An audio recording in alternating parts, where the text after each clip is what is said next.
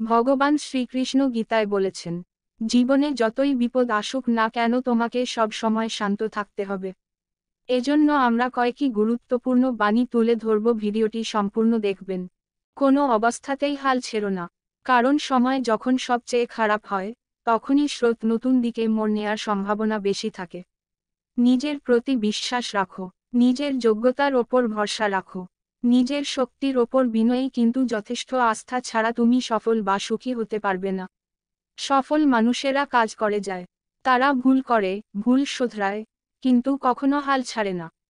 দুঃখগুলোকে অনেক বড় মনে হয় সুখগুলোর চেয়ে, কিন্তু একটি সফলতাকে অনেক বড় মনে হয় হাজার ব্যর্থতার চেয়ে।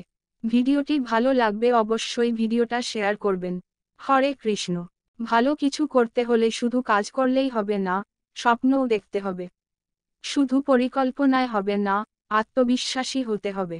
যদি তোমার সমালোচনা করার মতো কেউ না থাকে, তবে তোমার সফল হওয়ার সম্ভাবনা নেই বললেই চলে। কখনো অন্যের সঙ্গে নিজের তুলনা করবে না। যখনই আপনি তুলনা করবেন তখন আসলে আপনি নিজেই নিজেকে ছোট করবেন।